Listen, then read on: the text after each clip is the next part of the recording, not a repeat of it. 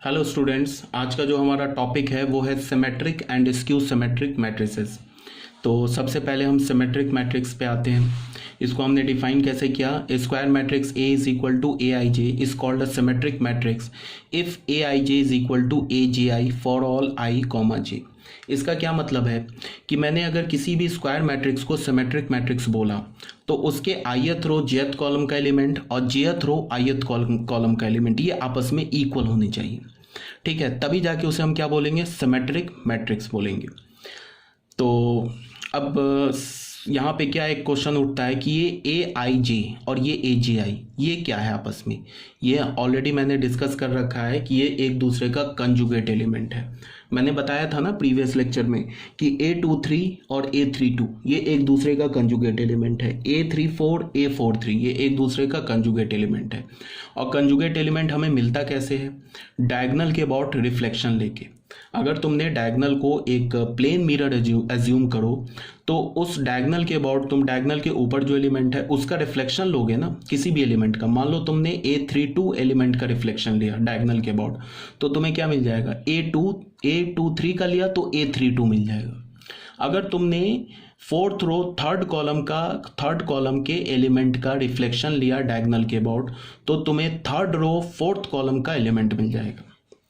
ठीक है, तो अगर जैसे मान लो कि मैंने A13 का रिफ्लेक्शन लिया डायगोनल के अबाउट, मतलब फर्स्ट रो थर्ड कॉलम के एलिमेंट का रिफ्लेक्शन लिया डायगोनल के अबाउट, तो हमें क्या मिल जाएगा? थर्ड रो फर्स्ट कॉलम का एलिमेंट मिल जाएगा।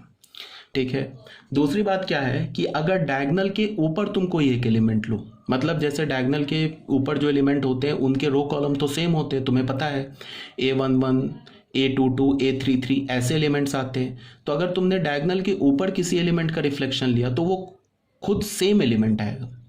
इसका क्या मतलब है कि डायगोनल के ऊपर जो एलिमेंट होते हैं वो खुद अपना ही रिफ्लेक्शन होता है। मतलब A22 का रिफ्लेक्शन क्या होगा? A22।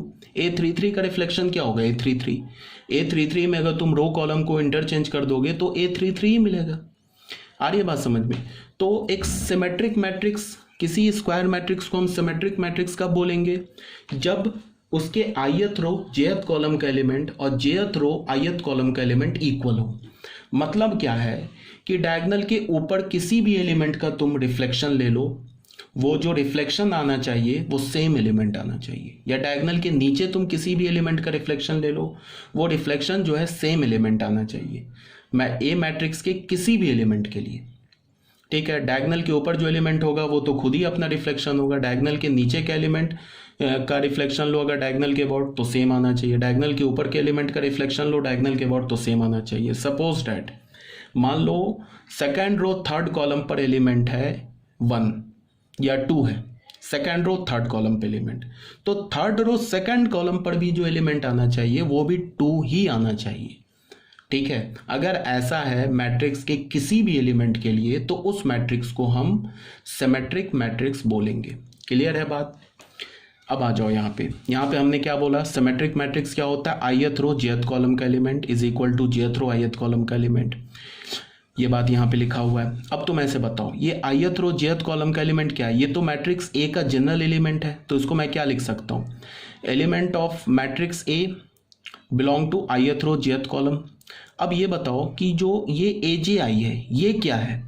ये ए ट्रांसपोज के ith रो jth कॉलम का एलिमेंट है। ये होता है ना, ट्रांसपोज की प्रॉपर्टी होती है ना। अगर मान लो मैंने ए ट्रांसपोज के सेकंड रो थर्ड कॉलम का एलिमेंट आया, तो वो ए मैट्रिक्स के थर्ड रो सेकंड कॉलम का एलिमेंट आ जाएगा। ये तो ट्रांसपोज की प्रॉपर्टी होती है। मान लो मैंने ए ट्रांसपोज मैट्रिक्स के फोर्थ रो सेकंड कॉलम का एलिमेंट उठाया, तो वो ए मैट्रिक्स के सेकंड रो फोर्थ कॉलम का एलिमेंट आ जाएगा। तो ये क्या लिखा हुआ है? ये तो ए मैट्रिक्स के jth रो ith कॉलम का एलिमेंट लिखा हुआ है। तो इसको मैं क्या लिख सकता हूं? ए ट्रांसपोज के ith रो jth कॉलम का एलिमेंट। क्लियर है ये बात? तो यहां से हमें क्या पता चल गया? A i j is equal to A transpose i j. इसका क्या मतलब है कि A matrix and A transpose matrix equal होना चाहिए। Thus a square matrix A is a symmetric matrix if A transpose is equal to A. इसका क्या मतलब है कि अगर तुमने कोई भी एक मैट्रिक्स ए उठाया, अगर वो मैट्रिक्स ए एक सिमेट्रिक मैट्रिक्स है, तो अगर तुमने उसका ट्रांसपोज लिया तो फिर क्या हमें मिलेगा कि ट्रांसपोज लेने पर मैट्रिक्स चेंज नहीं होगा, वो सेम मैट्रिक्स आ जाएगा अगर वो सिमेट्रिक है तो। अगर वो सिमेट्रिक नहीं है तो फिर ट्रांसपोज लोगे तो मैट्रिक्स क्या हो जाएगा, चेंज हो जाएगा। उसके बाद फिर मैंने क्या बोला कि symmetric and skew symmetric matrix जो है वो डायगोनल मैट्रिक्स ही होता है। क्यों होता है? क्योंकि डायगोनल नहीं, स्क्वायर मैट्रिक्स होता है। क्यों होता है? बिकॉज स्क्वायर मैट्रिक्स में हम डायगोनल जैसी बात करते हैं, नॉन स्क्वायर मैट्रिक्स में तो डायगोनल नाम का कुछ चीज़ ही नहीं होता है।